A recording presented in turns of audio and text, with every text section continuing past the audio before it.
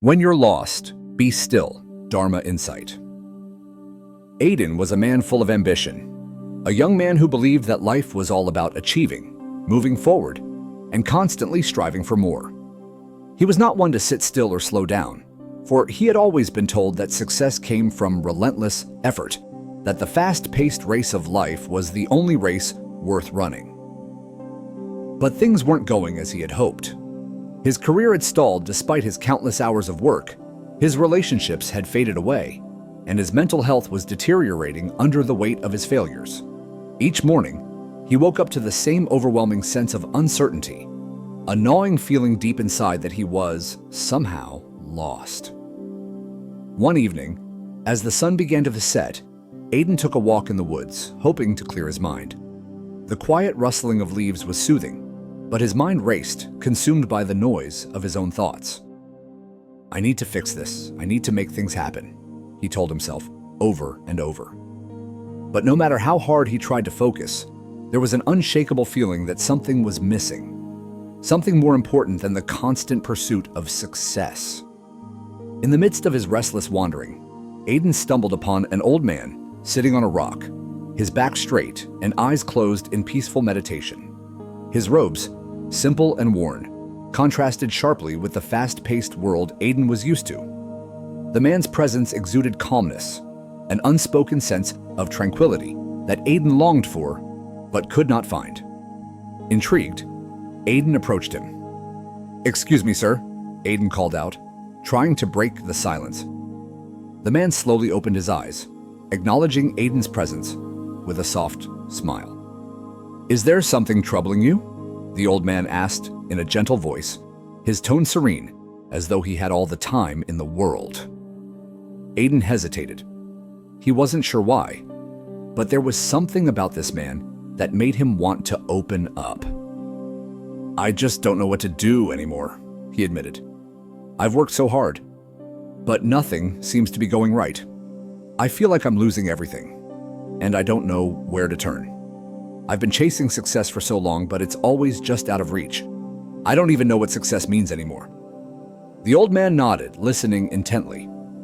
"Tell me," he said after a moment of silence, "when you're lost, what do you do?" Aiden thought for a moment. "I don't know," he confessed. "I just keep trying. I don't stop. I keep pushing. Keep going forward." The old man smiled again, this time with a hint of wisdom in his eyes. "Perhaps that is the problem. You are so focused on moving forward, so determined to reach the end, that you have forgotten how to be still." Aiden frowned, confused. "Be still?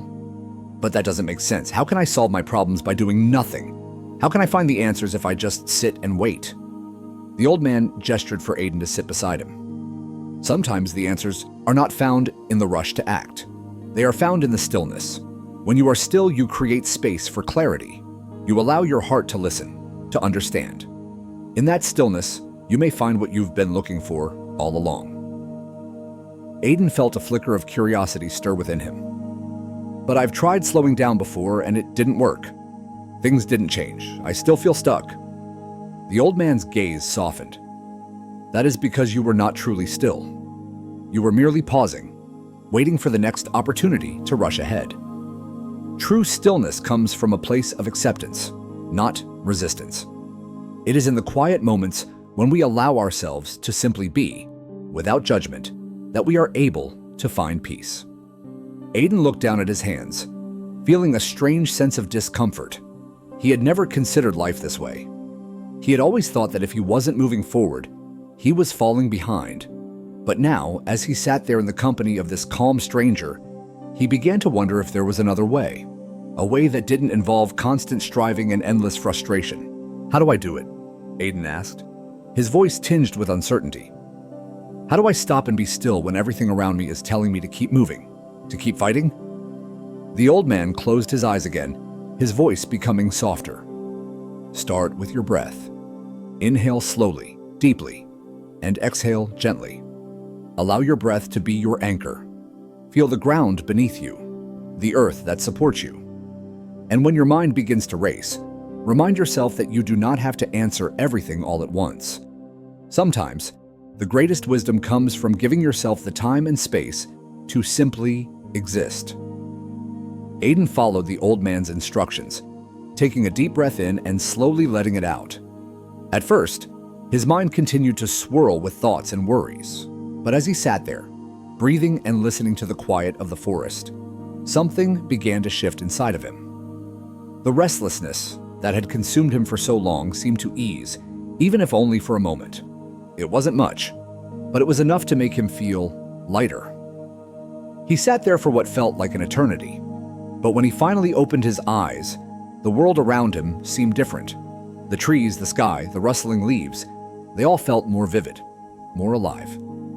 It was as if, by sitting still, he had opened his senses to a deeper connection with the world around him. "I think I understand," Aiden said quietly. "Being still doesn't mean giving up. It means allowing myself to listen, to see what's really important." The old man nodded, his smile warm. "Exactly. When you stop running, you begin to truly live." Aiden stood up, feeling a sense of peace he had never known before.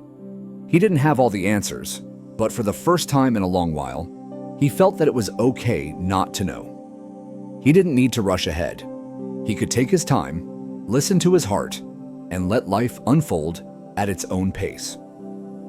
As Aiden walked away from the old man, he felt something shift inside of him. The path ahead was still unclear, but now he knew that he didn't have to find it all at once. He could move forward, but only after he had learned to stop, breathe, and be still. As Aiden continued his journey, the teachings of the old man echoed in his mind. The words "be still" became more than just advice. They became a reminder that he needed to rethink everything he had been chasing. But Aiden was no longer sure where to begin. For a long time, he had lived under the assumption that success was a linear path, a straight line between ambition and achievement. The faster he moved, the more he would gain. The more he worked, the greater his rewards would be. But as the weeks passed, something inside him was shifting. It wasn't a sudden change, but rather a subtle one, like a whisper that grows louder over time. Slowly, he began to change his approach to life. Instead of constantly pushing himself to achieve more, Aiden started giving himself permission to pause, to take a breath. And when he did, he began to notice things he had overlooked before. Small moments of beauty, interactions with people that felt more genuine, and an increasing sense of calm in his heart. One afternoon, as Aiden sat at a park bench, observing the world around him, a thought struck him. What if the mistakes I've made, the failures I've experienced, weren't signs of my inadequacy, but rather the consequences of my own impatience? The thought lingered. Aiden remembered how he had rushed through his life, how he had tried to force his relationships to fit into a mold that was never meant for them, how he had tried to make things happen on his own terms without considering the flow of life around him. Perhaps, he thought, it wasn't the failures themselves that were the problem, but his inability to accept them, his refusal to sit still and learn from them. It wasn't easy to change. There were moments of doubt, moments when Aiden felt the old urge to hustle, to make things happen quickly, to push himself beyond his limits. But each time he felt that urge, he remembered the lesson of stillness. And when he practiced it, when he allowed himself to step back and observe, something remarkable began to happen. He started to see the connections between the events in his life, the patterns he had ignored, the lessons he had missed. It was as if he was being shown a larger picture, one he had never seen before. One evening, as he walked through the streets of his city, Aiden passed a familiar old bookstore. He had walked by it countless times before, but this time something drew him inside. It was a small, quiet shop filled with the scent of old paper and leather. As he wandered through the aisles, a particular book caught his eye. It was a worn, leather-bound volume on the teachings of the Buddha. Aiden picked it up, almost instinctively, and began reading. The words on the pages felt like a balm to his soul. They spoke of suffering, of attachment, and of the path to enlightenment. The more he read, the more he realized that the teachings in the book were not just abstract ideas, they were deeply connected to his own life. The Buddha spoke of the importance of letting go, of not clinging to desires, and of finding peace in the present moment. Aiden could feel the truth of these words in his bones. As he turned the pages, he came across a passage that stood out to him. The root of suffering is attachment. When you hold on to things, whether they are people, outcomes, or desires, you are bound to experience pain. True peace comes when you let go, when you stop clinging to the things that you cannot control. Aiden closed the book and sat down in the corner of the bookstore, overwhelmed by the depth of what he had just read. The more he reflected on the passage, the more he realized how much of his suffering had been self-inflicted. He had been so attached to his idea of success, to the expectations he had placed on himself, that he had lost sight of what truly mattered. The next day, Aiden met a friend for coffee, someone he hadn't seen in years. As they caught up, the conversation turned to life's challenges. Aiden found himself telling his friend about the struggles he had faced. But this time, there was a difference. Instead of complaining about how unfair life had been, Aiden shared his newfound understanding. He talked about the importance of letting go of attachments, of being still in the face of uncertainty. His friend listened intently, but there was a sense of disbelief in her eyes. She was used to Aiden's fast-paced, achievement-driven mindset. "You're talking about doing nothing," she said, her brow furrowed. "How can you just sit back and wait? That's not how the world works. You have to go after what you want. You have to chase your dreams." Aiden took a deep breath.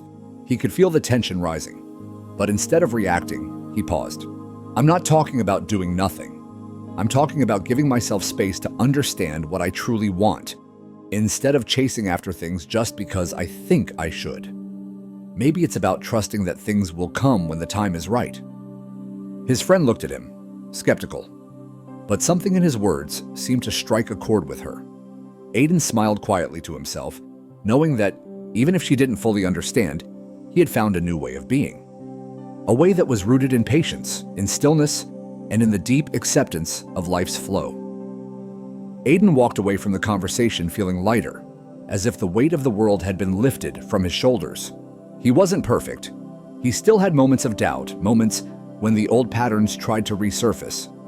But now, he understood that change didn't have to be immediate or dramatic. It could happen in small, quiet moments of stillness. And with that understanding, Aiden began to embrace the truth. Sometimes you need to stop, to let go, and to simply be. As Aiden continued to practice stillness, his life began to transform in ways he had never imagined. The frantic energy that had once dominated his thoughts started to dissipate, replaced by a quiet sense of peace. His mind was no longer a battleground of worries and desires.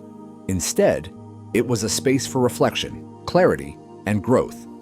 The more he allowed himself to pause, to breathe, and to let go, the more he found himself reconnecting with his true self. Yet, as he walked this new path of mindfulness and peace, he encountered a challenge he hadn't expected. One evening, while walking through the same park where he had first begun his journey of stillness, Aiden spotted someone from his past. It was Sarah, a former close friend whom he had not spoken to in years. They had once been inseparable, but after a painful falling out, they had drifted apart. Aiden had never fully forgiven her for what had happened, and he carried the bitterness of their unresolved conflict in his heart. As Sarah walked toward him, Aiden's heart quickened. Old memories surged, and for a moment, he felt the familiar sting of resentment. But then, as if the teachings of the old man and the wisdom from the Buddhist scriptures were guiding him, Aiden took a deep breath and reminded himself to be still. "Sarah," Aiden said, his voice steady despite the rush of emotions he felt. "It's been a long time." Sarah looked up, her eyes filled with surprise. She hesitated for a moment, then smiled weakly. "Yes, it has. How have you been?" Aiden took another breath, his mind quieting the inner turmoil. "I've been learning a lot," he said softly. "I've been learning about letting go." Sarah's expression shifted. She seemed confused, but curious. Letting go of what? Aiden thought for a moment, feeling the weight of his past wounds. letting go of the anger, the resentment. I used to carry those feelings, and they weighed me down. But now, I see that holding on to them only hurts me. So, I've been working on forgiving, not just you, but myself too. Sarah was silent for a long time. Aiden could see that she was processing his words, and he knew it wasn't easy. Forgiveness was never easy, especially when the wounds were deep. But Aiden wasn't asking for anything from her. He wasn't expecting her to apologize or even acknowledge the past. He was simply sharing the peace he had found through stillness and acceptance. "I never knew you felt that way," Sarah said quietly, her voice tinged with regret. "I've always regretted how things ended between us." Aiden nodded, feeling a deep sense of understanding. "I think we both made mistakes, but I've come to realize that holding on to the past doesn't change anything. The only thing it does is keep us stuck." Sarah's eyes softened. "I understand, and I'm sorry, Aiden, for everything." For a moment, neither of them spoke. There was no need for more words. The silence between them was enough. It was a silence that spoke of understanding, of healing, of the possibility of moving forward. As they stood there, Aiden felt a lightness in his heart that he hadn't felt in years. It wasn't the kind of lightness that came from achieving something or winning an argument. It was the kind of lightness that came from the freedom of releasing the past, of letting go of the things that no longer served him. "I forgive you," Aiden said softly, "and I hope you can forgive me too." Sarah's eyes welled up with tears and she nodded. "I do." With that, they embraced. An embrace that wasn't about fixing the past, but about acknowledging it and choosing to move forward with compassion and understanding. As Aiden walked away from that encounter, he felt a deep sense of peace. He didn't need to chase after anything anymore. He didn't need to prove himself to anyone or seek validation from the world. All he needed was to be still, to trust in the natural flow of life, and to embrace whatever came his way. The world felt different now. The hustle, the competition, the constant striving, it all seemed so far removed from the peace Aiden had found. And for the first time in his life, he truly understood what the old man had meant. Stillness wasn't the absence of action. It was the presence of clarity. It wasn't about doing nothing. It was about doing what was right in the right moment. In the days that followed, Aiden's life continued to unfold, not in the frantic pursuit of success, but in the quiet assurance that everything was unfolding as it should. Opportunities came to him, but now he approached them with patience, not desperation. He no longer feared failure, because he understood that failure was not the opposite of success. It was a part of it, a necessary teacher on the path of growth. Aiden's relationships deepened, not because he tried harder, but because he became more present, more compassionate. His career, too, began to take shape, not through endless effort, but through mindful intention. He found himself more connected to his purpose, to the people around him, and most importantly, to his own heart. And as Aiden continued to walk the path of stillness, he knew that the greatest lesson of all was this: true peace doesn't come from achieving, from accumulating, or from proving yourself to others. It comes from within.